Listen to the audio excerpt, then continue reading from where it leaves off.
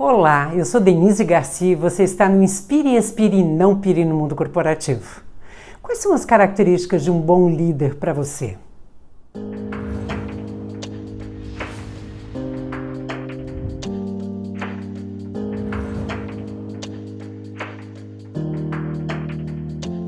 De alguma forma nós lideramos na nossa vida pessoal, profissional ou na família, comunidade, algum projeto pessoal. Todos nós exercemos um papel de liderança em algum momento. Agora vamos pensar dentro de uma organização, dentro de uma empresa. O que a gente efetivamente espera de um bom líder? Você já parou para pensar nisso? Então vamos pensar juntos? O que eu gostaria de ter num bom líder? Um bom líder, provavelmente você deve estar pensando que é aquela pessoa que é bom ouvinte, é empático, ele não dá ordens, né? Ele agrega, ele lidera pelo exemplo, ele é entusiasta. Quem sabe são aquelas pessoas que estão sempre com um desejo de trazer o time perto, ele se coloca no lugar do outro, ele procura compreender o que está por trás disso tudo. No nosso dia a dia a gente está cheio de desafios e a gente espera esse tipo de comportamento, esse tipo de habilidade, de competências de um bom líder. Só que se a gente parar para pensar, quando a gente reflete sobre isso, todas essas características, todas essas qualidades que a gente pensou de uma boa liderança estão diretamente ligadas às habilidades socioemocionais. Percebe?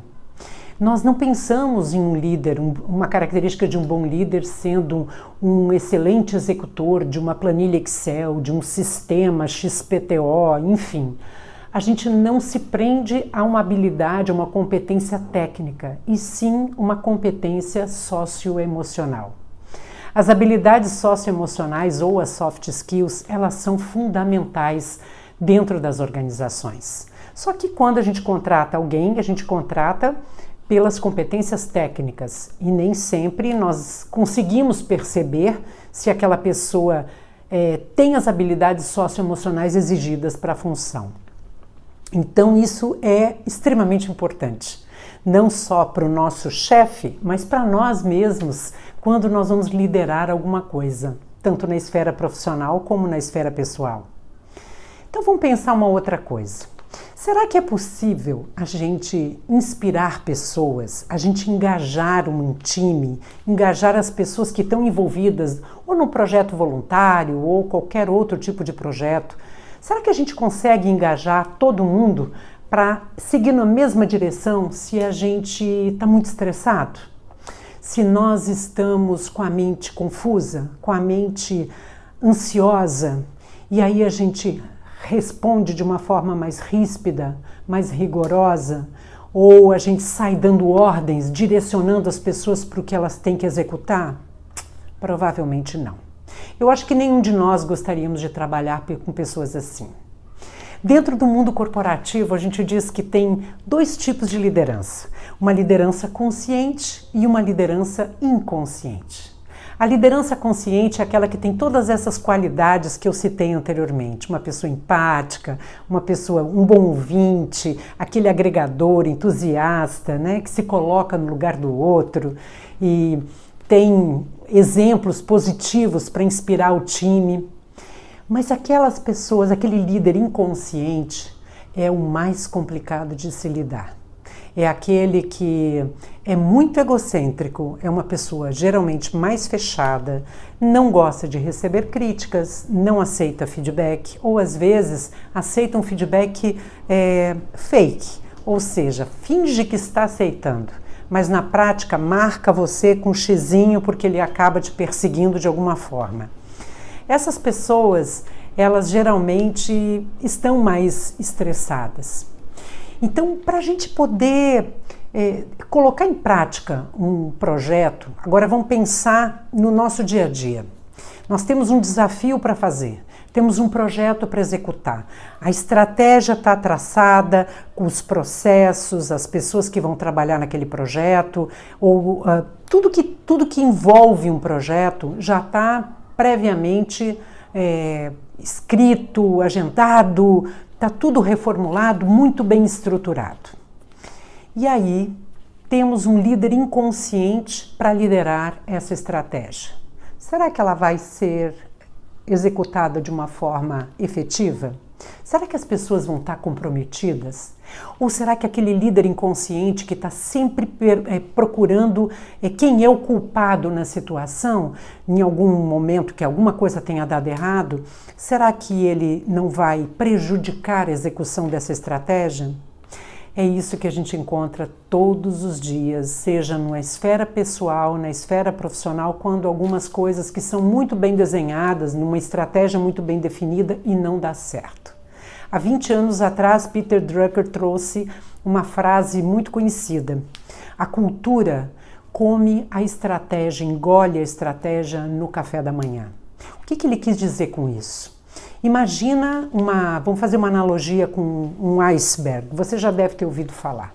Um iceberg em cima do mar, né, é quando a gente consegue enxergar o que é visível aos nossos olhos.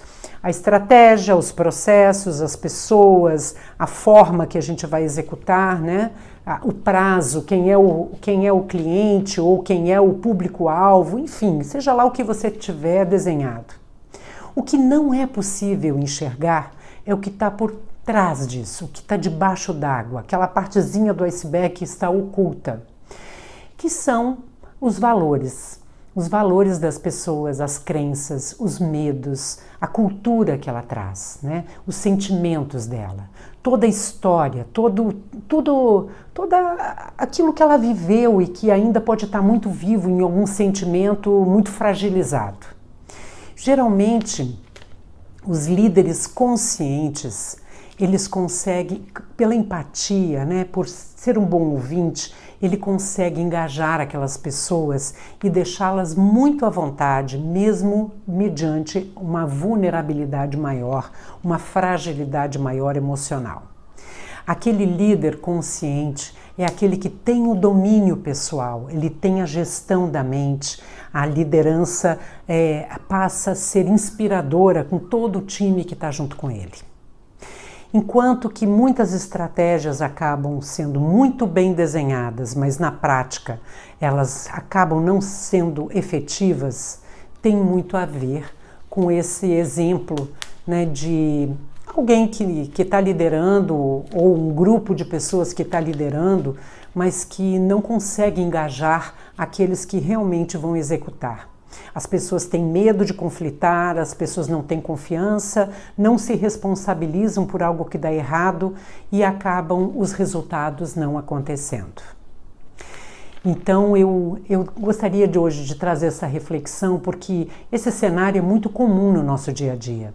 Muitas vezes dentro das organizações as pessoas têm medo de responder ao seu chefe ou ao seu líder que alguma coisa que ela não concorda ou que não vai dar certo, porque ela não quer se expor, ela não quer ficar vulnerável.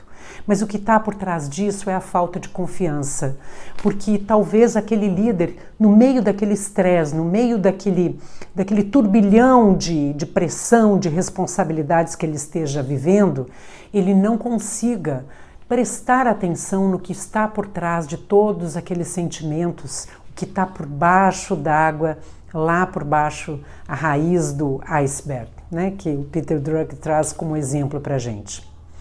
Então fica uma reflexão que para a gente poder ter uma estratégia efetivamente bem implementada, é preciso pensar quem está liderando essa estratégia.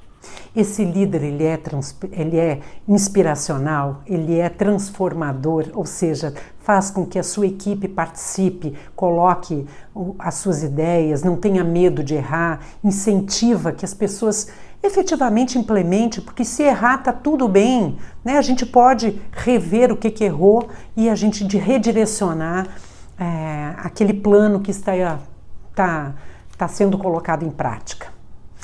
Então, tem uma frase do Tillich Institute que eu gosto muito, que a excelência é quando a estratégia encontra inspiração. E você, como líder na sua vida, como líder no seu trabalho, como líder na sua família, você está inspirando pessoas? Ajude, Eu acho que a gente, pensando nas habilidades socioemocionais, porque nós também somos feitos disso, o que está por trás disso tudo, para tomada de decisão, para direcionar um projeto, ter foco, ter concentração, ter criatividade no nosso dia a dia e até inovação, nós precisamos ter uma mente calma, uma mente tranquila, e com isso a gente consegue ter, através de respiração, através de técnicas de meditação, que isso tem ajudado demais, tanto CEOs quanto grandes executivos, né, diretores de empresas, gestores, todos os colaboradores deveriam estar praticando. Deixo aí a dica da semana para a gente inspirar, expirar para não pirar. Até a próxima!